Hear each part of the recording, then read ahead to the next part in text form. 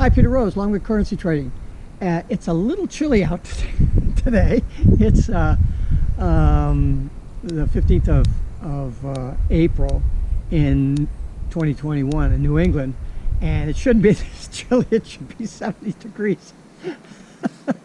But they're predicting up here on our little mountain where we live, we're going to get 3 to 7 inches of snow in the next day or so. I don't know what that has to do.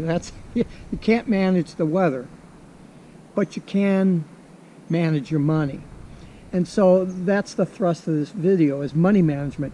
In a couple of the other videos that I've done, we talked about risk management, and I've said that there's a difference between risk management and money management. And so that's sort of like what I'd like to cover today, but not in a whole lot of depth because it's such a broad and vast topic.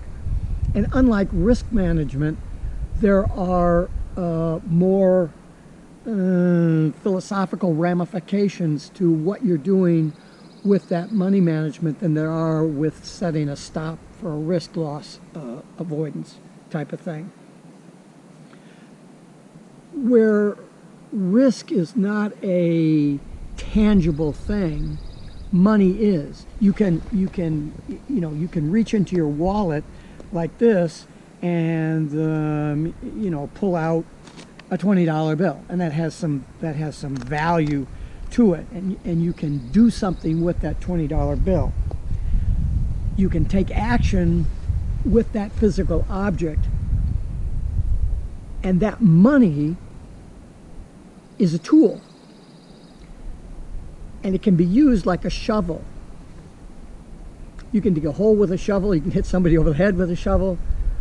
You can exercise your expertise with that shovel.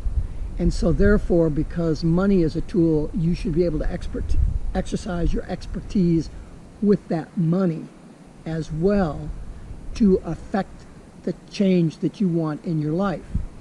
You have money, you can either buy drugs with it, or you can buy good red wine, or you can buy stupid, crazy stuff, or you can invest that in your home, or repairs to your car, or food, or whatever. So the money can be used for a lot of different things, and I don't want to go over, the history of money or currency. But you are trading in the currency markets, so you need to understand what money is and what it represents. And primarily, if you have money, it represents power. And if you don't have money, you don't have power. And that's just the unfortunate fact of things. Now, you can look at somebody in what we would call maybe an underdeveloped country, and you can say, well, my $20 is like $500 in that country, so those people are poor. But everything is relative. Right now, I'm sitting out here around our little fire pit in the backyard, and I had my son over last night and his girlfriend, and we had pizza and everything, and so the $20 bought pizza for us. And it probably cost the guys at the place, I don't know, $6 to make the pizza or whatever it is.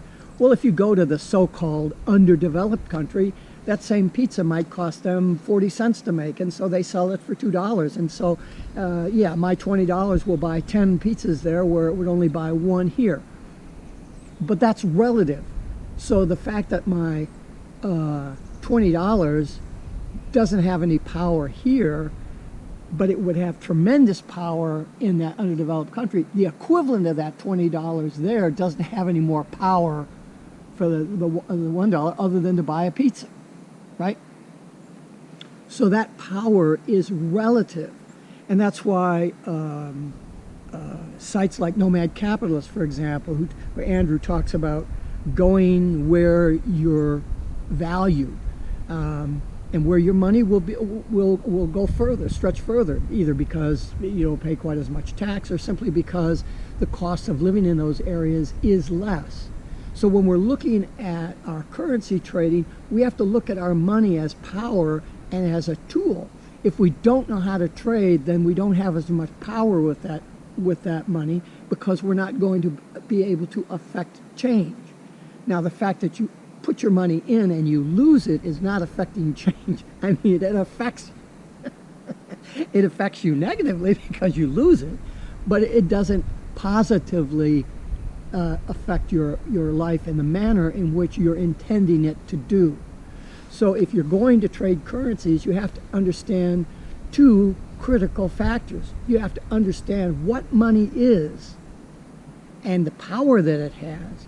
And you have to understand that that becomes complicated when you're using that money within the process of buying and selling money, because that's really what you're doing in the currency market. You're trading money. So, and you're participating in that value differential between countries.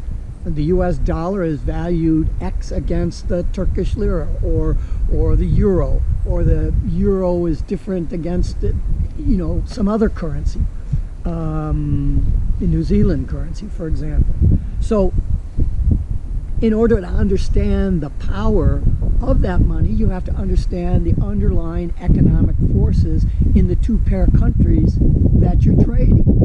Now, if you think you're going to trade multiple currencies, I think number one, unless you've got an awful lot of money, that isn't something you should consider because you don't want to be spreading yourself so thin. And second of all, if you're just thinking that the currency market is wiggles on a chart and you're going to be able to trade because you know some mystical technical analysis system that some dumbass told you would work, it's not going to happen, particularly when you're trying to do that over multiple currencies. Each currency has a flavor. You're like, I'm going to have a steak. Well, okay, if you don't know anything, the steak's a slab of meat on the grill. But there's a difference in whether you're talking about roast beef, or you're talking about a high-grade sirloin, whether you're talking about an Angus steak, or just a beef on the hoof type of steak. You have all kinds of different flavors of those steak. It's steak. We've got currency. Great. The currency of New Zealand is going to behave differently than the currency of the UK, the British pound. And when you connect those two currencies together, that price action is going to differ than the pound against the US dollar, the pound against the New Zealand currency versus the pound against the dollar. Those are two different types of price action because the underlying economic forces are different in the pair of countries. You have to understand that. You're trying to take your currency and use it as a hammer in order to make money from that. You're trying to create something from nothing. You have $20, which is nothing. It's a piece of paper. And so you're trying to create something from that. I'm trying to take that $20 and feed myself with a pizza. The $20 doesn't feed me. It's what I do with the $20 that makes the difference. And so the fact that you've got a $10,000 account or a $1,000 account or a $100,000 currency account doesn't make anything until you do something with it. You make a trade. And so that money becomes a tool. It becomes something that you can use. So the whole concept of money management surrounds that concept. So you're not only, if you're going to study money management, you have to understand those two components. You have to understand the money itself, what is the money, what creates value, and you have to understand that you're trading that money in a currency environment where you're interacting with two different economies. And so if you think you're just going to look at squiggles on a chart without understand the underlying macroeconomics of those two countries, you're crazy. Now, that doesn't mean you have to understand macroeconomics. All you have to do is recognize what's causing the price to move. If interest rates go up in a country, their currency value is going to go up because more people are going to want to buy that currency so that they can have the interest that the country is providing for them. If if a country is devaluing their currency, like the United States happens to be right now, by all the stimulus money that the government is printing to put into circulation that people aren't spending. They're not spending the stimulus checks. You know, they're surviving. They're paying their rent. That isn't spending it. That's not improving the economy. That's just holding the thing together with baling wire. Until people start investing in new cars and innovation, and the manufacturing takes hold, and employees are being hired to do plumbing and fixing things, and until you get the economic forces of the country working again, the country's currency becomes less valued. What sort of value am I going to get as a country by buying the United States dollar when that dollar is going to be used in infrastructure investment in the country? What does that do for me? Right now, it's not going to do anything. People that will recognize the future value of that investment, if you improve the infrastructure of the United States with this money, yes, it's only improving the well-being of the people that are hired to do that work, and the companies that produce the material, the concrete and the steel and all the other stuff that's going to be used to go into that infrastructure project. That's all about here. That improves stuff here. But in the long run, those labor costs will go up. People will want more money. They'll say, well, my skills are in demand. Well, right now, look, I'm looking at costs for a plumber. Plumbers were getting, $80-90 an hour for their time a year or two ago. $75 an hour to $85 an hour. I had a plumber come out the other day. He was $100 an hour, and a buddy of his was at $200 an hour for a frickin' plumber. I mean, it's crazy. But when your services are in demand, the prices go up, because then you're going to buy real estate. Then you're going to go out and buy a new car. You're going to buy a new truck, whatever it is. So as all this infrastructure takes place, yeah, it's only good for the United States. It's not going to benefit somebody from the UK to sell their currency to buy the dollar, unless it's the brighter individuals that say that dollar is going to go up. We should buy it because it's on sale right now. You know,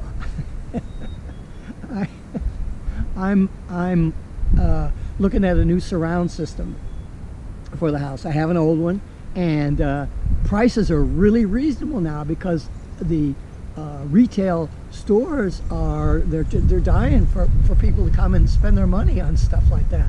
Nobody's spending their money on stuff like that right now. They're trying to keep their rent going and their food. Stuff's on sale. I'm in the market. Just as I was coming out here to record this video, I had a call from a dealer that I'm dealing with. You know, here's what we've got. What kind of deal can we make? I said, call me back at noon, because I'm making a video right now, and we'll make a deal. So I'm going to buy a surround system today, and I'm going to use the purchasing power of the dollar that I have for an on-sale product, as opposed to a product that's appreciating in value with my depreciating dollar. There's going to be a lot of activity going on, and so this is the kind of thing that you'd want to casually look at, and you can get this stuff. For example, I trade the pound dollar. So on my browser, I've got the BBC, not the one that's for the US consumption, but the one. There's two sites for BBC. There's the site that's the UK site that talks about UK stuff, and then there's the BBC World site that's focused on the US and all the other kind of stuff that to inform the BBC audience, their audience, what's going on in the world. There's another channel that's just for UK. That's the one that I bring up in my browser. And it isn't that I'm studying the economics of Britain. But I know what's going on as far as Brexit. I know what the status of that thing is. I know the problems that are created with that. I understand the conflict now that's coming about because of the difference in the Irish border and all the other folks that are having problems with trade to the EU now that there's all these boundaries and stuff that are put up. So I have to be aware of that and the delicacy of the pound in relationship to a lot of the other countries. You know, I really haven't looked at the pound euro, but because I'm you know, that's too correlated for me. I'd be more apt to look at pound New Zealand or maybe the Canada-Japan pair or something like that.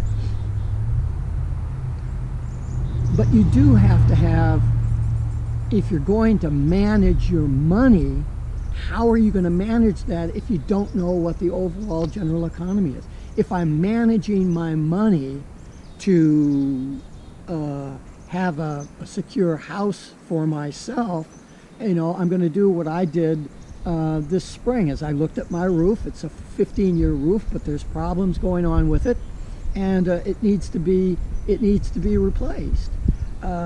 So part of my money management with my retirement income and my retirement assets and stuff is to make an economic decision. Do I want to spend $15,000 today to get that roof replaced, or would I rather wait a year or two when that $15,000 job I can get today will cost me $25,000? And I've had quotes for $20,000. And I think that's out of line with where we are currently. So, yeah, I've locked in to have my roof replaced in the next couple of months.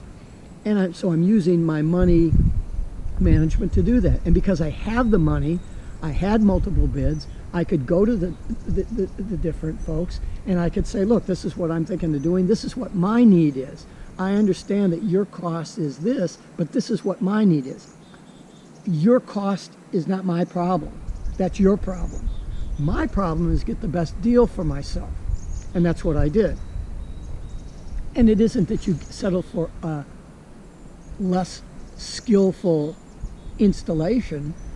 You get good installation for the good product because you do your shopping and you have some knowledge of, do I want to go shingle? Do I want to go metal? There's two different kinds of metal roof installations that you need to consider. There's different kinds of insulation issues that you have to consider. I had to do my research about this stuff. I don't need to know how to install a fucking roof.